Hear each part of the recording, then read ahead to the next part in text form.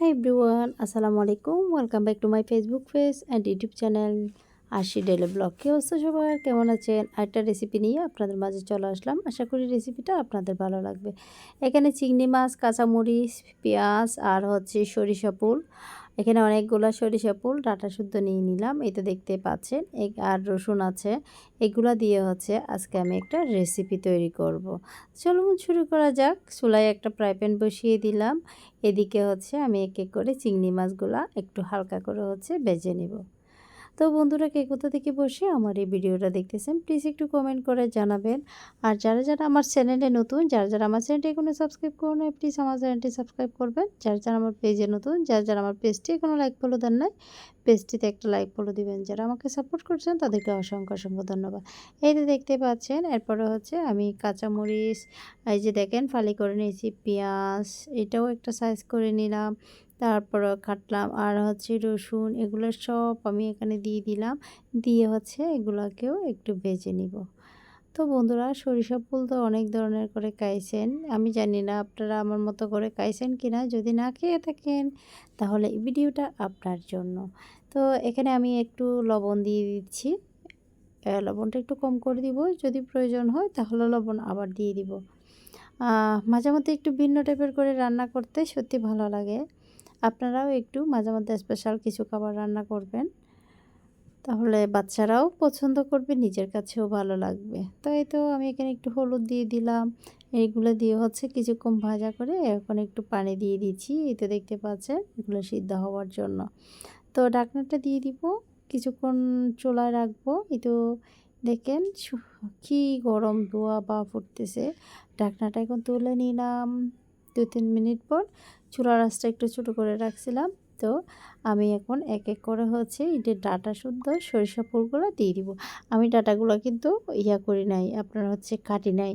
এই তো দেখতে পাচ্ছেন, একদম পুরা দিয়ে দিলাম। আমার কাছে ভালো লাগছে, এই জন্য। আমাদের বাড়িতে কিন্তু এগুলো খায় না, কেন জানি না। যত্ন করলে সব কিছু খাওয়া যায়। ঢাকনাটা দিয়ে দিলাম, আবার 1 মিনিট পর আমি ঢাকনাটা তুলে নিলাম। এখন আমি এগুলোকে একটু নাড়াচাড়া করে দিব। তো বন্ধুরা, আপনারা কোন ধরনের রেসিপি আপনারা পেতে চান অবশ্যই কমেন্ট করে জানাবেন। আর প্লিজ আপনাদের কাছে একটা রিকোয়েস্ট থাকবে, আর ডেইলি ব্লগকে একটু বেশি বেশি সাপোর্ট করবেন। আপনাদের সাপোর্ট ছাড়া কখনো সামনে আগাতে পারবো না। আশা করি আপনারা আমার পাশে থাকবেন। তো এই তো আমি এগুলোকে উল্টা দিলাম। এই তো দেখতে পাচ্ছেন, এখন আমি আবার ঢাকনাটা দিয়ে দিব। আমি একটু লবণ দেখছিলাম যে লবণটা হয়েছে কি না।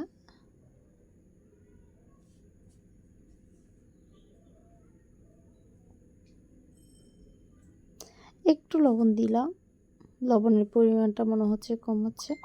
এখন একটু আমি একটা ঝাঁকুনি দিয়ে দিলাম, আবার একটু নাড়াচাড়া করে দিচ্ছি।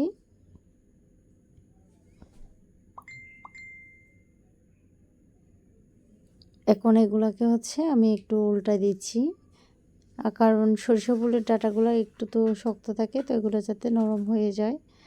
আমি হাফ সিদ্ধ করবো, একদম পুরো সিদ্ধ করব না। দেখি, ঢাকনাটা দিয়ে দিলাম, আবারও 2-3 মিনিট পর আমি ঢাকনাটা তুলে নিলাম। আমি কিন্তু চুলার আঁচটা একদম ছোটো করে দিছি, দেখেন, এই জন্য আমার রান্নাটা করতে একটু সময় লাগতেছে।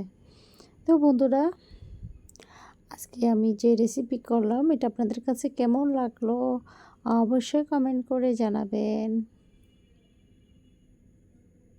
যদি আমার রেসিপি আপনাদের এইটুকু ভালো লাগে প্লিজ একটা লাইক, একটা কমেন্ট, একটা শেয়ার করবেন। তো এই তো দেখতে পাচ্ছেন, তো সবাই ভালো থাকবেন, সুস্থ থাকবেন। আবারও চলে আসবো নতুন কোনো রেসিপি নিয়ে। সে পর্যন্ত এই তো দেখতে পাচ্ছেন, অনেক সুন্দর একটা কালার চলে আসছে। তো সে পর্যন্ত সবাই ভালো থাকবেন। আল্লাহ হাফেজ, আসসালামু আলাইকুম।